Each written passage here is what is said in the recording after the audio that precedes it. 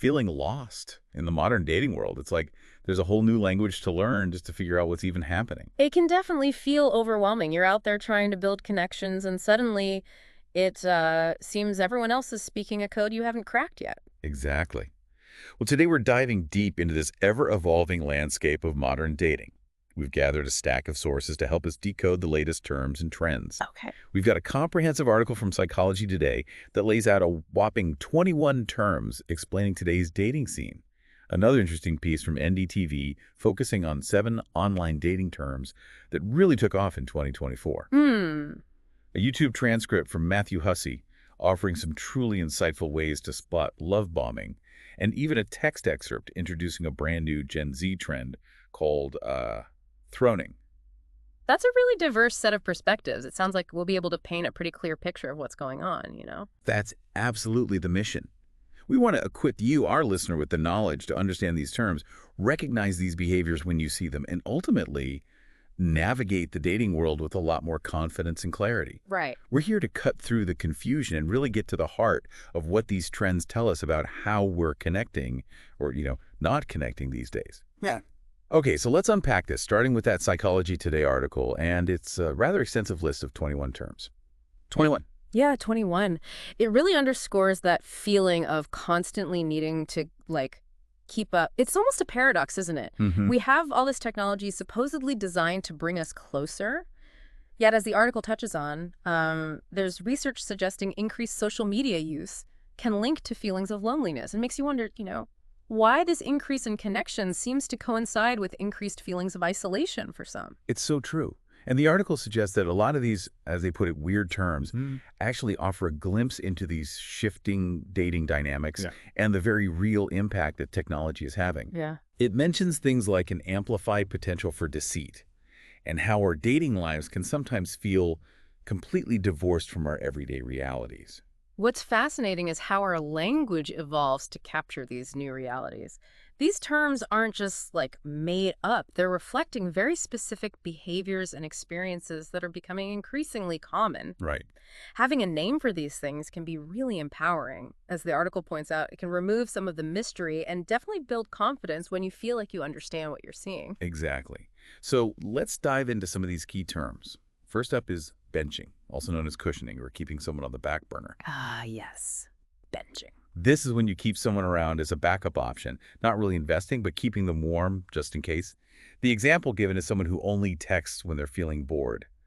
What do you think drives that kind of behavior? Is it just a fear of being alone? That's a great question. It could stem from a few things. There might be a fear of commitment, a desire to keep options open in what can feel like a vast dating pool, or perhaps even a need for validation. Validation, okay. Knowing someone is interested can be a boost, even if there's no real intention of anything further.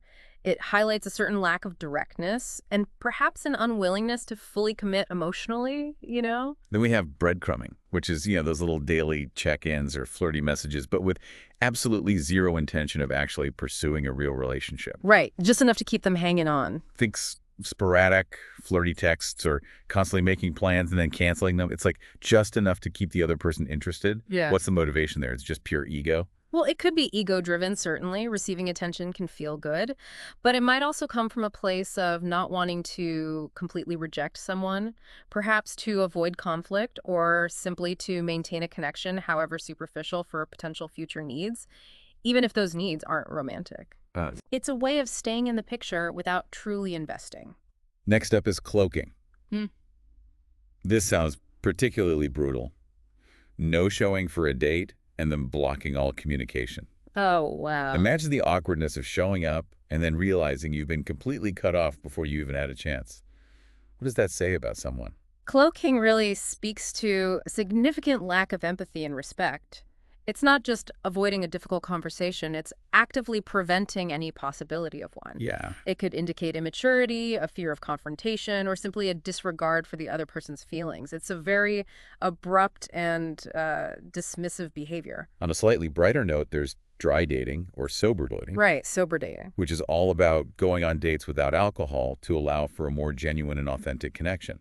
The example is intentionally planning alcohol-free activities.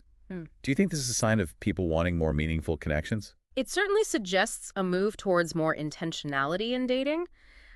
Without the potential crutch of alcohol, people might feel more able to assess compatibility and connect on a deeper level. Makes sense. It aligns with a broader trend towards wellness and mindful living, extending that to romantic relationships. Then we have dry texting, which I think a lot of people have probably experienced. It's sending those minimal effort, short, unenthusiastic responses in conversations. Ugh, the one-word answers. Exactly. Clearly signaling a lack of interest or willingness to put in any effort. You know, those terse one-word replies. Why not just say you're not interested? Exactly. Dry texting can be a passive-aggressive way of communicating disinterest. Perhaps the person wants to avoid a direct rejection, or maybe they enjoy the minimal effort of keeping someone vaguely engaged without having to invest anything themselves. It can definitely leave the other person feeling dismissed. Moving on to fizzling, also known as slow fading. This is the gradual decline of interest in a relationship until it just sort of peters out. Sort of drifts away. Yeah, without any formal closure. It's like letting the connection wane naturally instead of having that sometimes uncomfortable breakup conversation. Is this really any better than a direct breakup? Well, while it might seem less confrontational, fizzling can actually be more confusing and hurtful in the long run, you know? Yeah, I can see that. The ambiguity can leave the other person wondering what went wrong and without any real sense of closure. A direct conversation, even if difficult, generally offers more respect and clarity. Future-proofing is an interesting one. It's about really prioritizing a potential partner's long-term potential and how well they align with your own future goals. Like a checklist. Sort of, yeah. The example is focusing only on partners who share your ambition and life aspirations. Is this pragmatic or a little too calculated? It's definitely a very strategic approach to dating. On one hand, it shows a clear understanding of one's own goals and a desire for a compatible long-term partner. However, focusing too much on future potential might mean missing out on valuable connections in the present. And people can also change their paths, you know. There's a balance to be struck between planning for the future and appreciating the present. Of course, we can't forget ghosting, when someone completely disappears and drops all communication out of the blue without any explanation whatsoever. The classic. The classic example is complete silence after several seemingly great dates. It's become so common, hasn't it? Sadly, it has. Ghosting essentially avoids any form of direct communication or accountability. It can leave the person who's ghosted feeling confused, hurt, and with no real understanding of why the connection ended. Yeah. Its prevalence perhaps speaks to a discomfort with direct confrontation in modern communication. Hardballing sounds like the complete opposite of some of these more evasive behaviors. Yeah. It's being upfront and totally honest right from the start about exactly what you want in a relationship. Laying it all out there. Exactly. The example is clearly stating your intentions on the very first date. Could this actually be more effective in the long run? It could certainly save time and emotional energy for both parties. By being direct about your intentions, you're allowing for greater transparency and ensuring that everyone is on the same page from the outset. Right. While it might feel a bit vulnerable, it can lead to more authentic connections with those who share similar goals. Kitten fishing is described as a more subtle kind of deceit online, not as extreme as full-blown catfishing. Like catfish light. Yeah, kind of. It's misleading others without outright lies, like using slightly older photos or making minor exaggerations on your profile.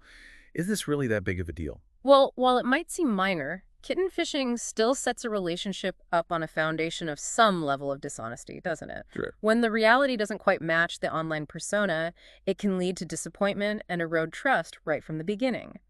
Authenticity, even in small details, is important. Loud looking is a term I hadn't encountered before. It's about making it really obvious that you're keeping your options wide open and actively searching for a new partner. Sometimes, even while you're still in an existing relationship. Think excessive flirting or really attention-grabbing social media activity. What's the motivation behind that kind of public display? It could stem from a desire for external validation, a fear of missing out on other opportunities, or perhaps a way of testing the waters if they're feeling dissatisfied in their current relationship. Right. It often signals a lack of full commitment to their present partner. Now we get to love bombing, which we have more detail on later. But in this initial context, it's described as showering someone with excessive affection, attention, flattery, or gifts And sort of top stuff. in a manipulative attempt to quickly win them over. The example is overwhelming someone with gifts and huge declarations of love very early on. It sounds almost too good to be true. And that's often the key. Love bombing can feel incredibly intense and flattering initially, but the rapid escalation and disproportionate level of attention can be a red flag. Definitely. It's often used as a tactic to quickly create a strong emotional bond and potentially gain control in the relationship. Orbiting is another one of these tech-related terms. It's engaging with someone's social media, liking their photos, maybe leaving a comment here and there, just enough to stay on their radar. Lurking, basically. Yeah, lurking, without actually initiating any direct private communication. The example is someone who's been liking your posts and stories for months, but never actually sends you a direct message. It's a bit of passive-aggressive, isn't it? It can definitely feel that way. Orbiting keeps a connection alive on a very superficial level without any real investment.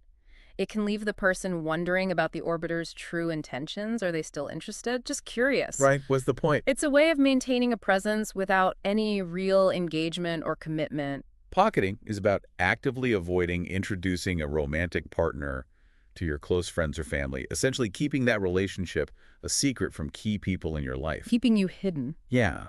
The example is feeling like you're being deliberately kept, completely separate from their social circles. What does that suggest about their level of commitment? Pocketing can raise serious questions about a person's commitment and intentions. It might suggest they're not fully invested in the relationship, perhaps keeping their options open, or even that they're embarrassed or have something to hide. It can definitely make a partner feel insecure and unimportant. Riz is a more lighthearted term, a shortened version of charisma, that natural charm or flirty behavior that helps someone attract a partner effortlessly. Ah, Riz. Heard that one. The example is someone who just seems to easily get phone numbers when they're out.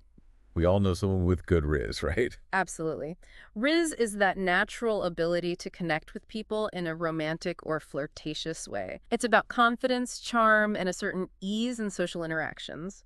Yeah. It's definitely something some people seem to possess more naturally than others. Roaching is a particularly unpleasant discovery. Finding out that someone you thought you were dating seriously is also seriously dating several other people and never bothered to tell you. Ugh, like cockroaches. When you see one, there are probably more hiding.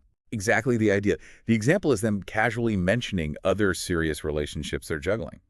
That sounds like a major breach of trust. It absolutely is. Roaching involves a significant lack of transparency and respect for the other person's understanding of the relationship. Yeah. It implies a level of deception and a disregard for the idea of exclusivity, especially if that was the assumed understanding. Rusting is an interesting one for those longer-term relationships. It's described as this weird combination of romanticizing and maybe even lusting after someone. But at the same time, the actual effort and excitement in the relationship have really faded, leading to a feeling of stagnation. The example is longing for a connection with someone based on how things used to be, rather than the current reality. It sounds a bit bittersweet. It captures that feeling of a relationship where the initial spark has diminished, but there's still a lingering affection or attraction based on past experiences. Right. However, without ongoing effort and reinvestment, that romanticized memory can overshadow the current lack of vitality in the relationship. Situationship is a really common experience in modern dating, a romantic connection, often with physical intimacy, but without any clear labels, definitions, or boundaries. The what are we zone. Exactly. Think ongoing hookups and dates without ever actually having the what are we conversation. Oh. Why do you think these are so prevalent? Situationships can arise for a variety of reasons. Sometimes it's a fear of commitment from one or both individuals. Other times it might be a desire for the benefits of a relationship without the perceived constraints or responsibilities. I see. The ambiguity can be comfortable for some in the short term, but as you said, it can also lead to confusion and frustration for those seeking more clarity. Sweatpants theory is a bit of a fun one. It's the idea that being truly comfortable and authentically yourself is actually what makes you more attractive in the long run. Be yourself. Yeah. The example is prioritizing genuine self-expression over trying too hard to impress someone. It's kind of a nice reminder, isn't it? It is.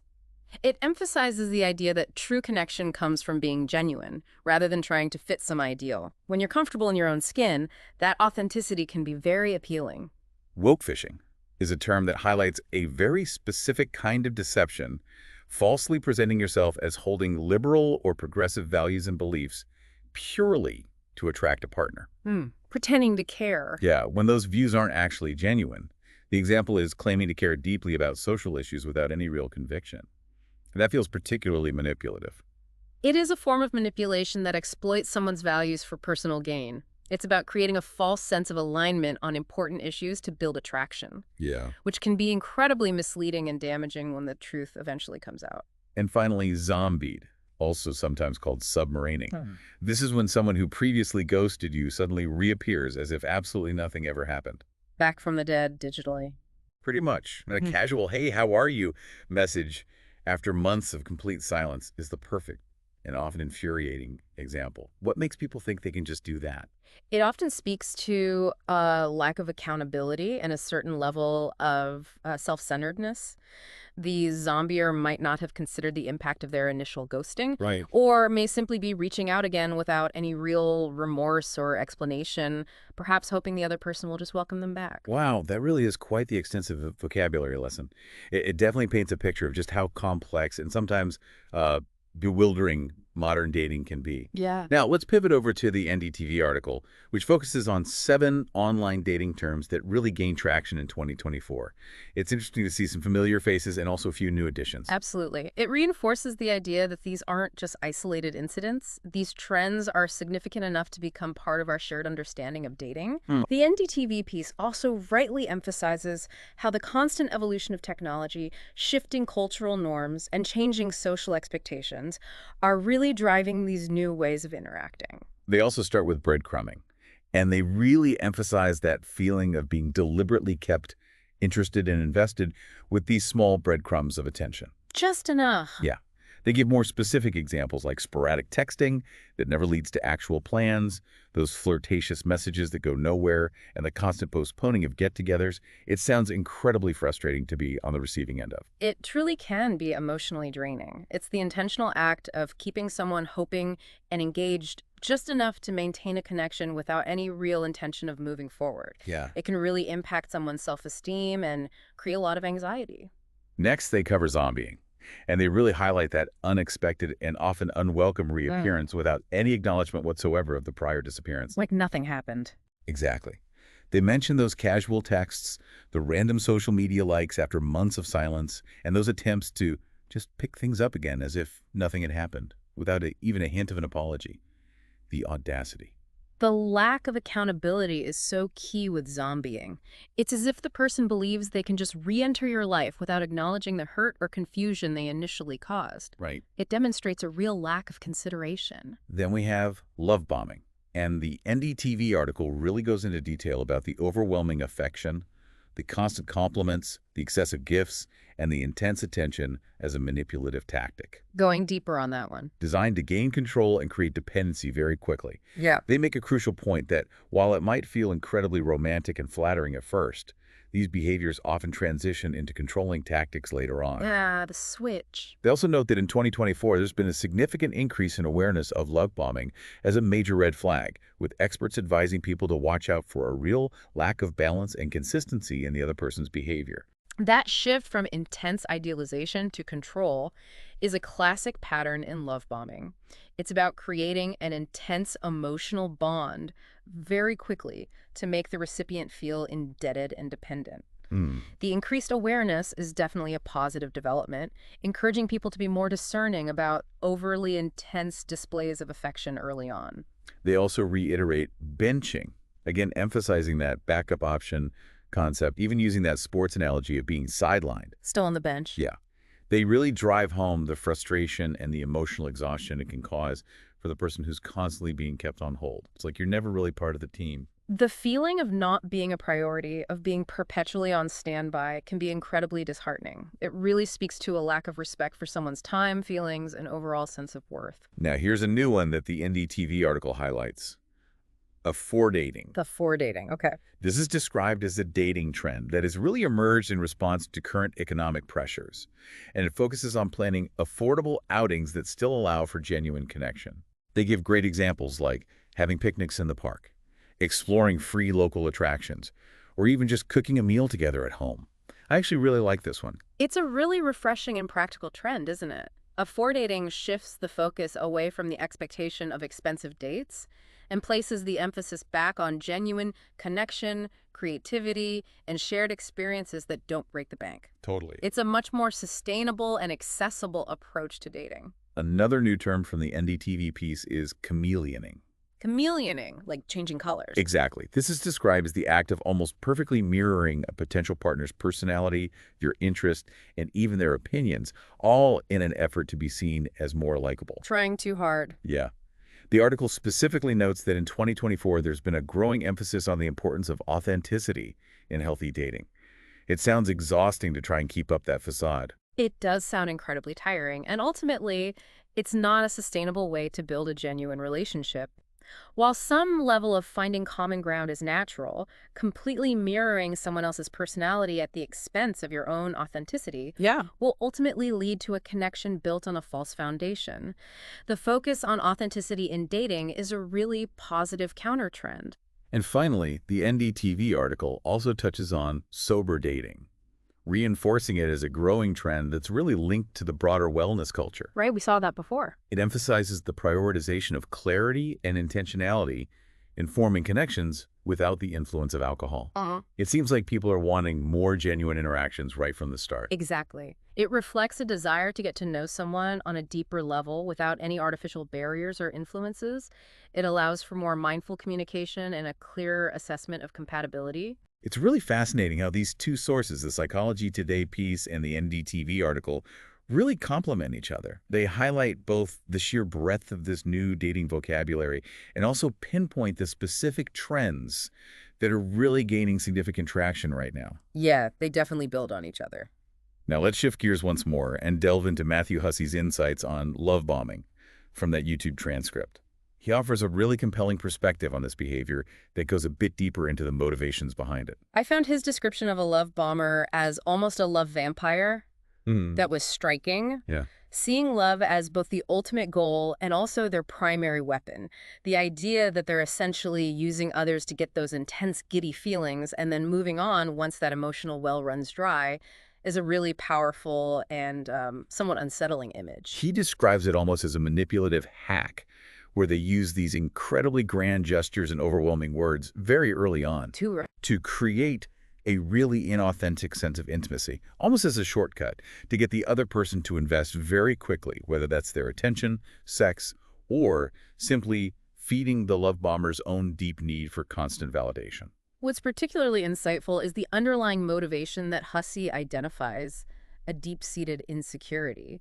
He suggests that these love bombers have this almost insatiable need for external validation because their own internal love tank is never truly full. The empty love tank. Right. This drives them to constantly seek that intense early-stage validation from others. He also makes a really important point that not all love bombers are consciously malicious or intentionally trying to hurt someone. That's important, yeah. He suggests that some might just be unconsciously repeating unhealthy patterns of behavior that stem from their own unmet needs and insecurities, which has a really important layer of nuance to understanding this. That's a crucial distinction. While the impact on the person on the receiving end of love bombing can be incredibly damaging regardless of the intent, understanding that there might be underlying psychological issues at play can offer a more comprehensive, albeit not excusing, perspective on the behavior.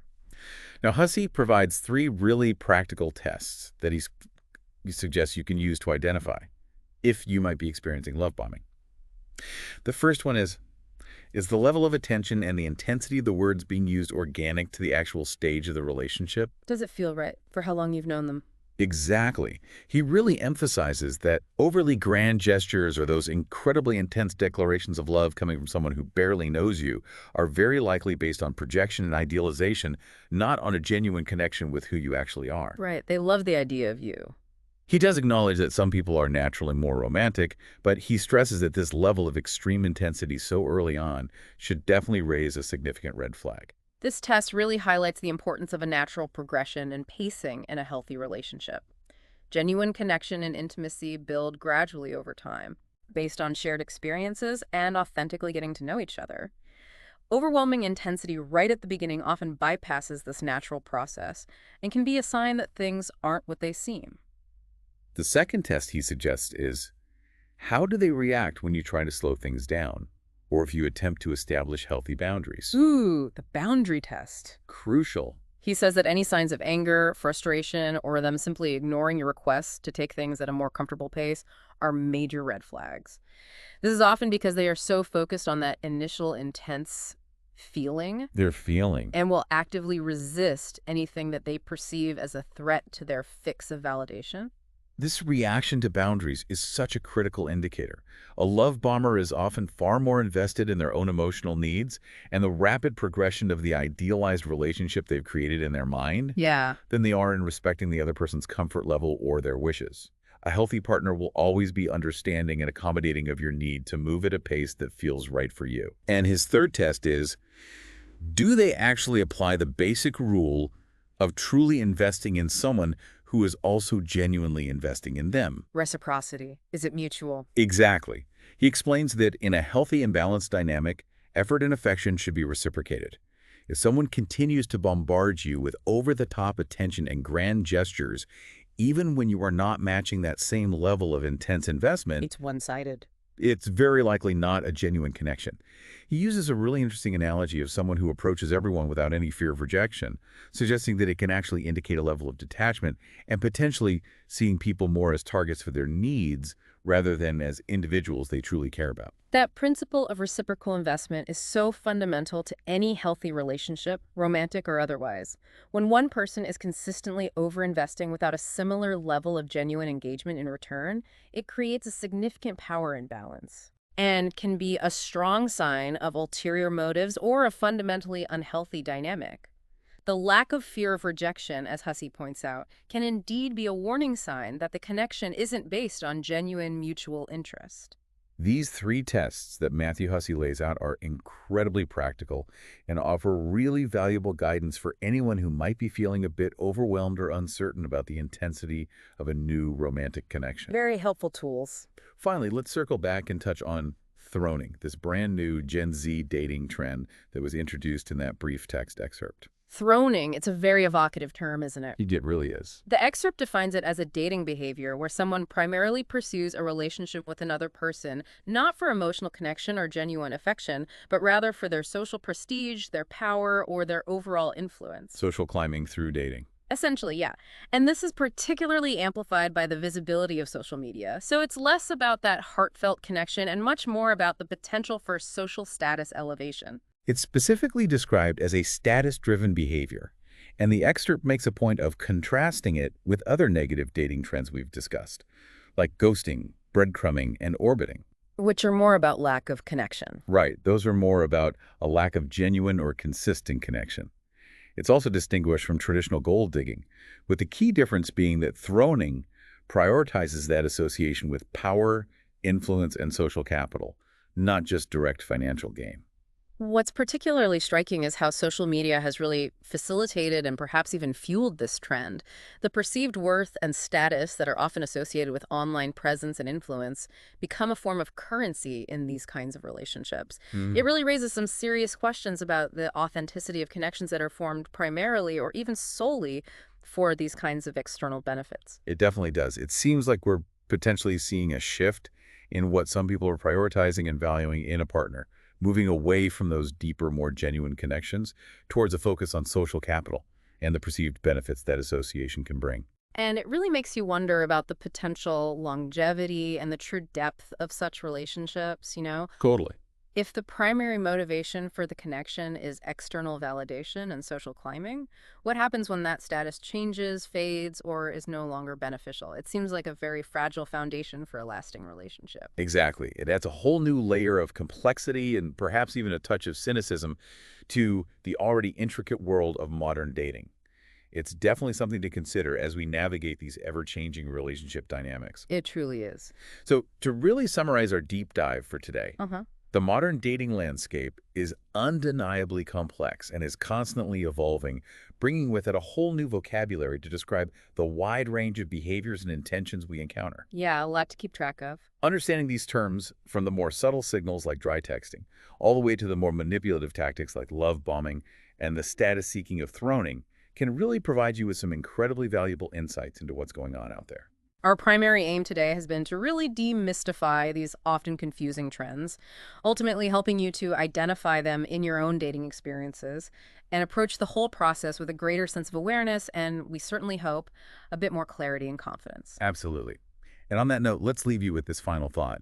As technology continues to profoundly shape the ways in which we connect with one another, how will our fundamental understanding of intimacy, authenticity, and even our core relationship goals continue to be redefined? Good question. And perhaps more immediately, what new terms might we all need to learn next just to keep up with the ever-changing language of love and connection in the digital age?